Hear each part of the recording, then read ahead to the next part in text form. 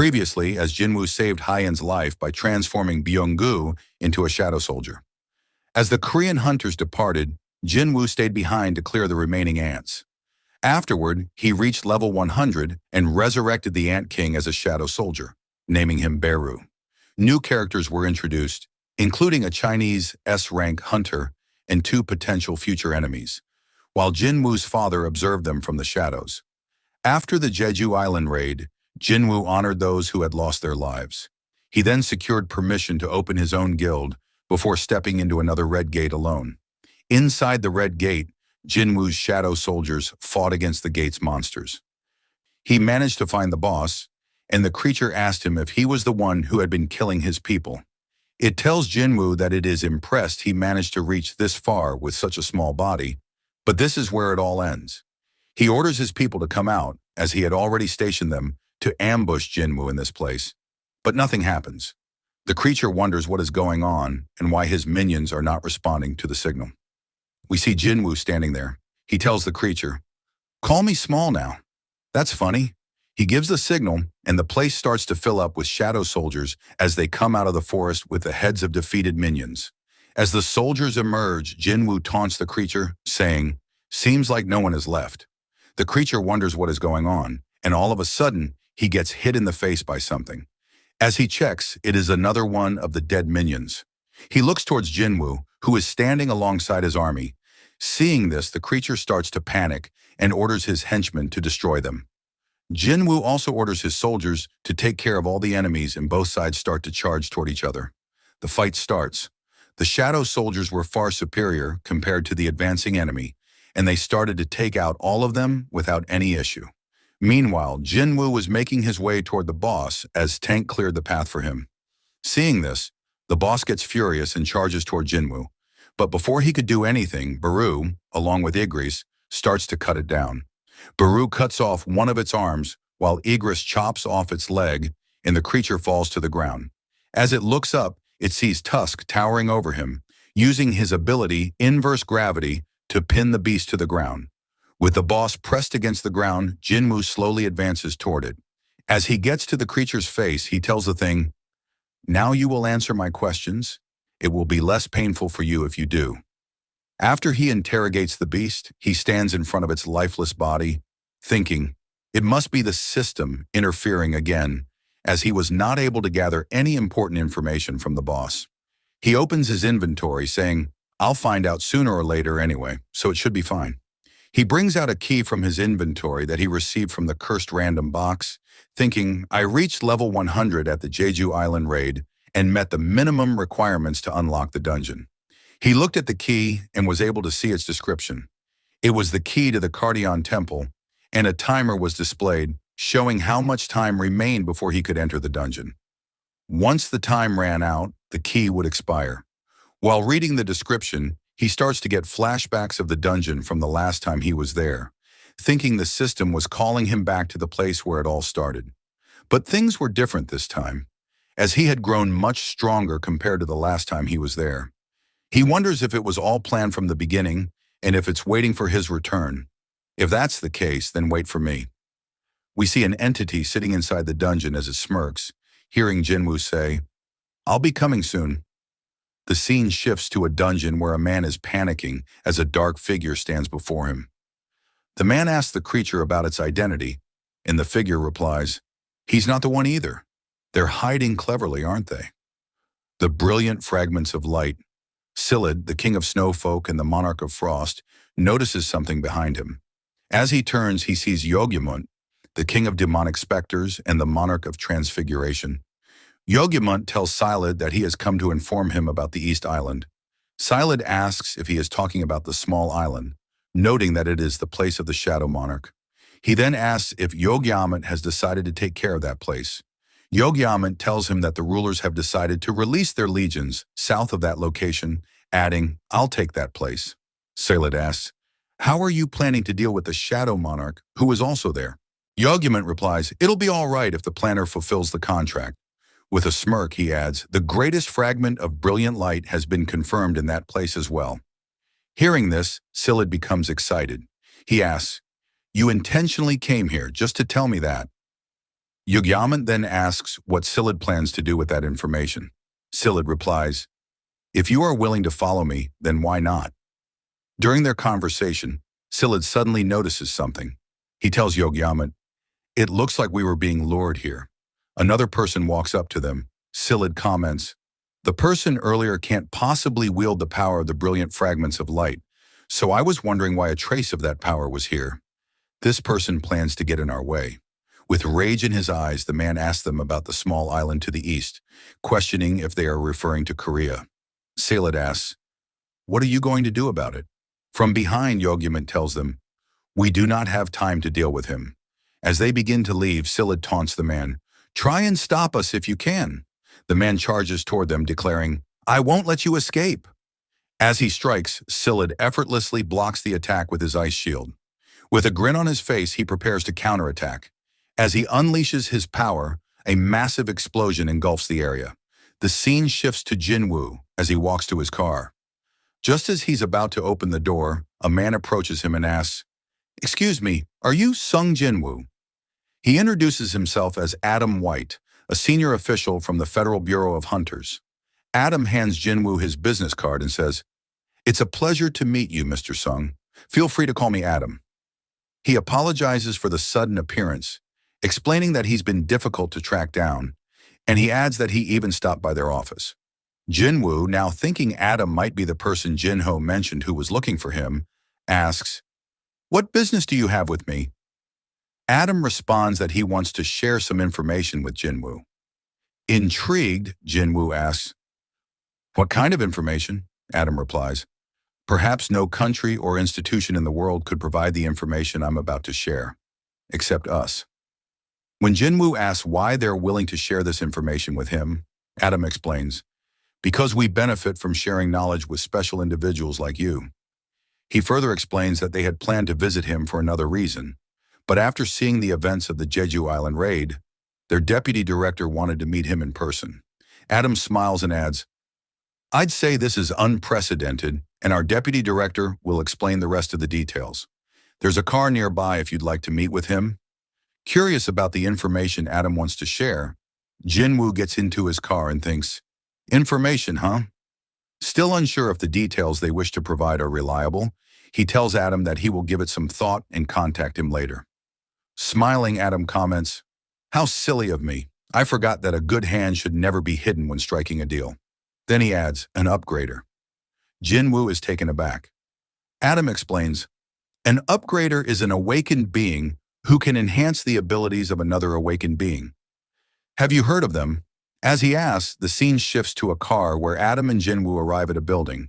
Adam then introduces Jinwoo to Michael Connor, the deputy director of the Federal Bureau of Hunters. Michael shakes Jinwoo's hand and says, "It's a pleasure to meet you." After the introductions, Adam announces that he will serve as their interpreter. Michael, being direct, slides a stack of immigration documents across the table and says, "It usually takes anywhere from 1 to 2 years for processing, but we're willing to make an exception for you." He adds, "Just say the word, and you'll be granted American citizenship in a second." Jinwoo, however, responds seriously, "I came here because Mr. White said you have some information to share with me. An awakened being who can enhance the abilities of another awakened being. An upgrader. Is it possible for a hunter's abilities to be upgraded?" Jinwoo asks. Michael smiles and replies, "Actually, the person who possesses such power is here right now." Looking to the back, he instructs his staff, "Please tell Ms. Sellner to come in." As Ms. Sellner approaches, Mr. Connor introduces Norma Sellner to Jinwoo, informing him that she is the only person in the world capable of enhancing the abilities of awakened beings. Observing her, Jinwoo thinks that she seems like a completely different type of awakened being. Michael then speaks up, telling Miss Sellner to explain to Jinwoo the extent of her powers. Miss Sellner begins by addressing Jinwoo, acknowledging that he might be skeptical about what she's about to say. She adds that everyone had the same doubtful look when they first heard it. However, she tells him that once he experiences her power, he will beg for more. This prompts Mr. Connor to call out to her as she approaches Jinwoo. Mrs. Sellner explains that Jinwoo might already be aware that every awakened individual has a limit to their strength, and no one can surpass that limit. An awakened being's rank would always remain the same unless they undergo a second awakening. This, she notes, was common knowledge among hunters. Jinwoo then asks, "But you can change that?" To which Ms. Selner responds, "Yes." She reveals that she has the power to help awakened beings break through their limitations. Through a process of 3 stages, she can lift their limitations. She adds that she didn't even know what to call this power, but she is capable of performing a forced reawakening. In simple terms, she can bring out a person's true potential. Mr. Connor agrees with her and confirms that everything she says is true.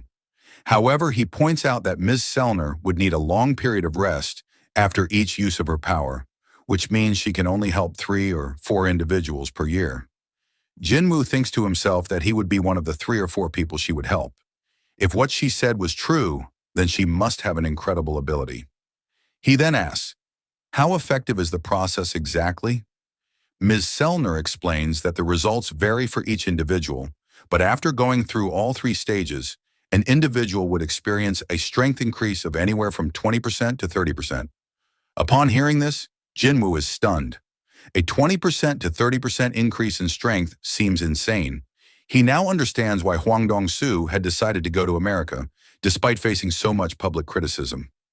Jinwoo thinks to himself, who would turn down such an offer? He then asks, "What if someone finds out about her powers?" Mr. Connor replies, explaining that this is exactly why she is under their care. They ensure her safety while compensating her with a suitable salary. In return, Ms. Selner would help enhance the abilities of their selected hunters. Mr. Connor then introduces her again to Jinwoo, explaining that her power would be used on him as a gift. Still doubtful, Jinwoo asks, "You mean as an offer?" Mr. Connor clarifies that once he becomes a hunter for the Federal Bureau, he would be given top priority and receive preferential benefits. Additionally, they would arrange meetings with the guild of his choice and help him sign the best contract. Ms. Selner slides a plate across the table and tells Jinwoo that he doesn't need to decide right away, as they are only easing him into the idea for now. Jinwoo asks, "Excuse me?" And Ms. Selner reiterates that, as they said, this is a gift. Afterward, Mr. Connor asks for permission to lift his limits. Jinwoo asks, "For nothing in return?" Mr. Connor explains that he should think of it as a complimentary service. Jinwoo, recalling Ms. Selner's words that he would beg for more once he experienced it, realizes she is confident in her results. Ms. Selner then asks Jinwoo to hold out his hand and look into her eyes closely, telling him that this is the first step. Michael, watching the scene, thinks to himself that Jinwoo has already taken the bait and is keeping his cool. However, once the first stage is complete, Michael believes Jinwoo will likely try to reach out to them, and if he is an impatient type, he might sign the papers right away. Meanwhile, Jinwoo's hand begins to glow as Ms. Selner holds it. Mr. Connor reflects on Jinwoo's past achievements, how he succeeded in the Jeju Island raid with powers that had never been seen before, and wonders what else Jinwoo could accomplish. As a green aura surrounds Jinwoo and the light in his eyes intensifies, the process continues. Ms. Selner's eyes begin to glow, and she is enveloped by a powerful aura. Suddenly, it becomes clear that she has shifted to a place filled with darkness. A face appears behind her, where only darkness remains. Gradually, a figure emerges from the shadows and slowly approaches her. The figure comes closer until it is right in front of her, staring with a terrifying light in its eyes. At this, Miss Selner screams and the process is abruptly halted, shocking everyone in the room. Suddenly, some of their agents draw their guns and point them at Jinwoo, demanding to know what he has done to Miss Selner. Mr. Connor angrily shouts at them, asking if they have lost their minds and if they don't recognize who Jinwoo is. He calls them morons and tells them to go check on Miss Selner if they are concerned. Bowing his head, Mr. Connor apologizes to Jinwoo for the agent's behavior, saying they had stepped out of line. Still shocked, Jinwoo replies, "It's all right." Angrily, Mr. Connor approaches one of the agents and tells him that if they had done something like this to Thomas Andre or Lu Jigang, they would all be dead by now. He coldly orders, "Got it." The agent, terrified, quickly agrees. Mr. Connor then asks Ms. Selner what happened, noticing that she is still trembling. He remarks that she is drenched in sweat and asks if she is feeling unwell. After that, Mr. Connor explains to Jinwoo that Ms. Selner is feeling unwell and asks if it would be okay to reschedule the procedure for another time. Jinwoo agrees. Mr. Connor then instructs Adam to escort Jinwoo out of the room. Once Jinwoo has left, Mr. Connor turns to Ms. Selner and asks what happened. Her face is still filled with fear, and her hands tremble as she stutters, "He's a king, and a powerful one at that." Mr. Connor is stunned by her words and asks if she means Jinwoo is as strong as a national-level hunter. Ms. Selner shakes her head, unable to explain further, and reveals that she hasn't experienced anything like this before. "He is a king," she repeats, "but not an ordinary one." She explains, adding, "While I was looking at him, he was also looking back at me, an infinite darkness within him." Ms. Selner says that there is no limit to his power. Fast forward, we see Jin-ho sitting in the office as he takes care of some business. He says, "These haters, sending complaints after getting sued and crying like kids, that won't work." After some time, he finishes his work and thinks he has managed to single out all the groups slandering Jinwoo. As he rests, he sees Jinwoo standing behind him, who tells him, "You sure are working hard." Jin-ho thinks. He comes and goes without even making a sound. Jinwoo asks if there was any trouble. Jin-ho tells him everything is going smoothly and asks why Jinwoo is dressed like that. Jinwoo hands him a bag full of magical cores, saying, "You said we needed money for the guild." Looking at that, Jin-ho tells him they don't need to worry about salaries for the employees. Jinwoo asks what he means, and Jin-ho reminds him they need another member for the guild. To hire someone, they need to pay them salaries. Jinwoo tells him, "Even if we need a member to just fill in the empty space in the guild, we want someone who is sincere, who can stay and work with us." Jin-ho, with a serious look, tells Jinwoo there is one more urgent thing they need to take care of first. They need a name for their guild. Hearing that, Jinwoo tells him, "I thought it was something really serious." Jin-ho tells him, "This is a very serious matter." He starts suggesting names like Sungyu Guild after Jinwoo's last name, even though Yusung sounds more natural. Or maybe they could be the Wooho Guild, after the last characters in their names, or Jin Guild, using their middle characters. Hearing all the suggestions, Jinwoo decides to name the guild Solo Play Guild, explaining, "After all, it's a solo player guild." Hearing that, Jin-ho thinks, was that supposed to be funny? As they talk, they hear a knock at the door. Jin-ho goes to check who it is. The person asks if this is Hunter Jinwoo's guild office. Jin-ho tells the person, yes, it is, and as he looks at them, he is shocked to see it is Hunter Cha. Jin-ho asks her what she is doing there, and Cha replies, saying she wishes to join his guild. After they sit down, Jinwoo asks her to clarify why she's there. Hunter Cha tells him, "Like I said, I want to join your guild." Hearing that, Jinwoo thinks, "I'm so confused about what's going on." He asks her if the chairman asked her to join his guild, or if maybe Hunter Choi kicked her out of the guild. She tells him that's not the reason. Jinwoo, with a serious look on his face, asks her, "So why would you want to join my solo play guild?" She is surprised to hear the name and asks him if he really named his guild that. Jinwoo tells her, "Yes, what's the problem with the name?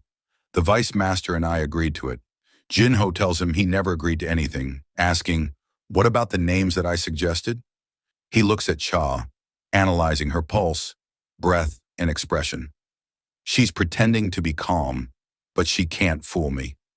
"Just why are you trying to join my guild?" he asks her. "It's been 2 years since you were awakened. I assume that you're still in contract with the Hunter Guild." She tells him, "I have enough money to pay the penalty." Hearing that, Jinwoo thinks, she is even willing to pay the penalty. He tells her, "Our guild currently doesn't have enough resources to compensate for a hunter like you." She tells him, "That's no problem, as I don't need a down payment either." He asks her, "Why would you want to join our guild then, as there is nothing for you to gain here?" She starts thinking, how should I explain this? Even if I do, it'll definitely sound crazy because at first I was just drawn by the fact that his mana didn't smell like the other hunters. But during the Jeju Island raid, I thought I was going to die.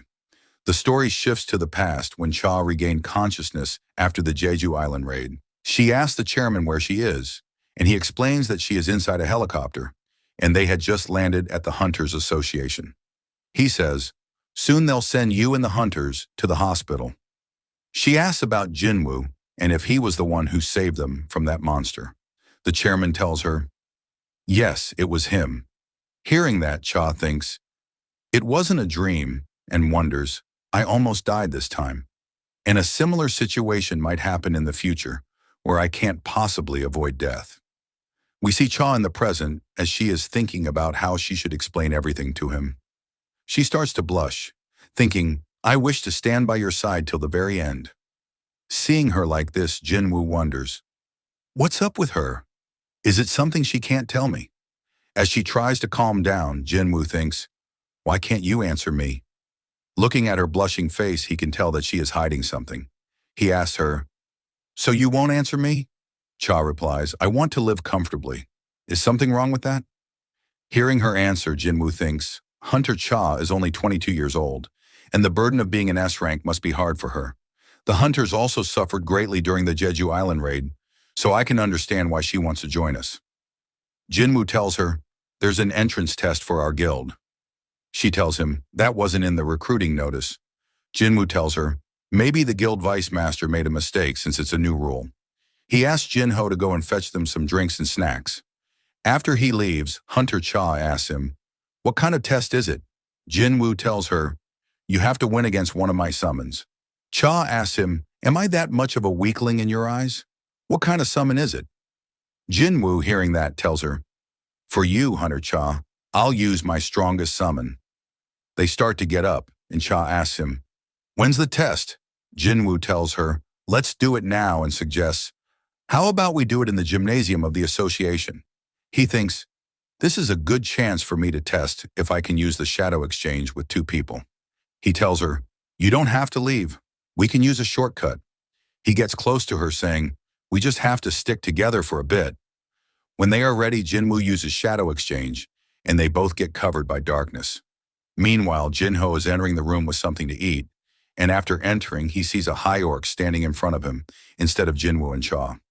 They both stare at each other awkwardly as the orc takes the food from his hand and eats it in one bite. The scene shifts to the gymnasium where the two have teleported. Cha is surprised and asks Jinwoo, how did you do that? Meanwhile, Jinwoo thinks, I was right.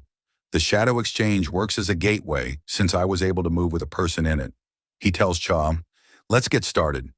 She tells him she left her weapon behind, and Jinwoo asks, are you talking about that pickaxe?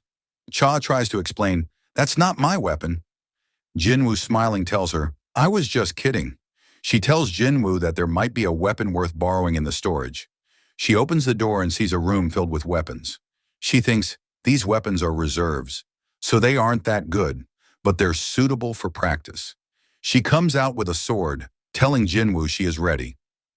Jinwoo asks, will you be all right? That's not the weapon you normally use. Cha tells him the weapon doesn't matter, as the monsters never fight on their terms anyway. Jinwoo thinks she's right. He wonders, who should I summon? An ordinary soldier would be shredded to pieces. He summons Yggdrasil, saying, among my soldiers, he is the best swordsman. She asks him, what are the conditions for winning or losing? Jinwoo explains, you either win by destroying the summon, or you lose when you decide to surrender. He thinks, I said I'd call my strongest soldier to test her, but Baru is too much for her. After they had prepared, Jinwoo gave the signal to start the test. He noticed her gathering up her mana, and a thought hits him about what she said. Weapons don't matter. He stopped them, saying, wait a moment, and asked Cha to turn back. As she did, he started to take out a weapon from his inventory. It was the Demon King's longsword. He hands it to Yggdrasil, telling him to use it, and tells them to start now. They both prepare to fight. Yggdrasil, using the sword's ability, launches a powerful wave of electricity toward Cha. But before the attack lands, she manages to dodge it. Seeing this, Jinwoo thinks, as expected, she's fast. If this were an average person, they would have died at the slightest scratch of that swing. As the fight continues, they start to exchange blows, creating a lot of noise that attracts the attention of Chairman Gogenhee, who was sitting in his office. He thought there wasn't supposed to be anyone in the gym today. He called someone, asking them to connect the CCTV footage inside the gym to his room. As he looks at the footage, he notices it is Jinwoo and Hunter Cha. He wonders when these two entered the building. He remembers Cha's expression from the time when he told her Jinwoo was the one who saved her, and with a smile thinks, I really was blind. He tells the person on the call to turn off all the CCTV cameras in the gym and write down that there was an inspection today. After that, the chairman sits calmly in his office when suddenly the ground starts to shake. After everything quiets down, he says, as expected, they're enjoying their youth. Meanwhile, Jinwoo is surprised to see something. Yggdrasil was defeated by Hunter Cha. She asks him, was the Black Knight the strongest one you have? You said you'd summon your strongest, didn't you? Please summon him now. Hearing that, Jinwoo tells her, you might get hurt. But she replies, it'll be fine because I would like to fight him once again. She sees a dark aura emerging behind Jinwoo as he summons Beru. He asks her if she is sure she will be okay. The episode ends here, and if you're not subscribed, please subscribe. Thank you so much for watching. I really appreciate it, and see you next time.